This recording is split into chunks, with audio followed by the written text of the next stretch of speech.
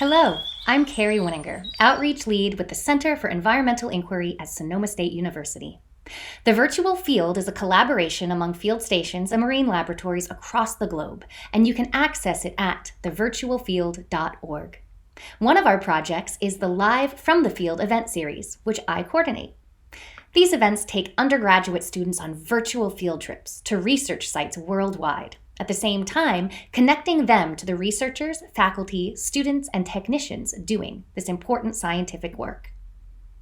Each Live from the Field event is 50 minutes long. Students virtually visit 3 biological field stations and marine laboratories by watching one 8-minute video that is pre-recorded at each field station, then engaging in a live question and answer session with the presenters from those 3 videos. Each event is designed around one overarching scientific theme, with research projects from each site exploring different aspects of this theme. Themes can be about a habitat type, ecosystem process, an organism, a conservation goal, or any number of connecting concepts. A moderator who is knowledgeable about the concept at hand introduces the event and acts as our guide and Q&A leader. Today, we'll learn how field stations and marine labs can participate in a Live from the Field event. Your first step is to visit thevirtualfield.org and click on Contribute Content on the top right of your screen. Then scroll down to Live from the Field and follow the steps from there, including viewing the 9-step worksheet on how to participate. If you haven't done so yet, I suggest familiarizing yourself with past Live from the Field event recordings. Go to thevirtualfield.org, click on Virtual Visits and then Live from the Field, and choose one of the videos below. Before we get into details, let's go over why you'd want to participate.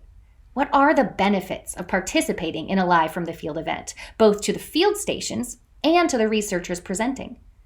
First, visibility of your site and research to a broad audience. Broader impacts requirements of National Science Foundation can be met. You can recruit volunteers to your research. It creates field trip-like experiences for students previously unable to participate at your site. It's a great opportunity for networking with other field stations, researchers, and faculty. And lastly, now you have video to show for other purposes, such as to showcase your work to local nonprofits and government agencies, potential funders, or as an intro to groups that visit your site. Here's how field stations and marine labs participate in Live from the Field events. The first step is to select 1 to 2 people to present about research at your site related to the event theme. Your presenters can be a researcher, a faculty member, a grad student, a field station director, or a team of 2 of these people.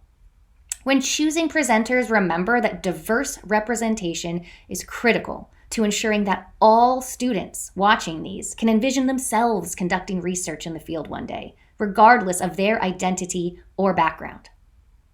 Connect your presenter to the event host, who will confirm event details with them and arrange a time to meet briefly and answer questions.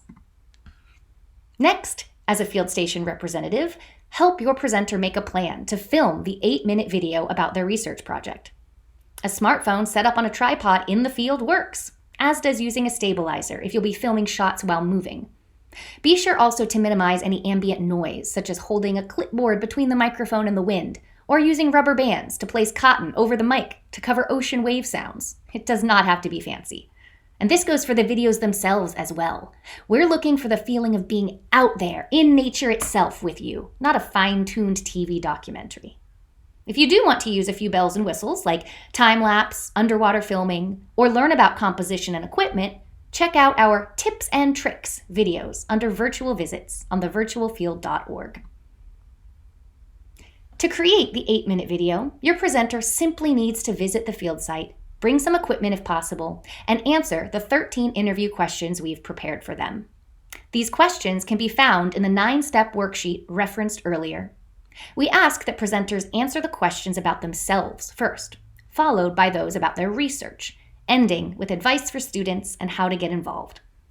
After filming, but before leaving the field site, please go inside and review the footage for both video and audio quality, then reshoot as needed. Editing can be very simple, just cutting to 8 minutes, or more elaborate, splicing in drone footage of your site or work in the lab, adding voiceover to still photos, etc. It's completely up to you and your presenter. Lastly, upload the 8-minute video to YouTube and send that link to the event host. While the event host gets ready, it's time to advertise.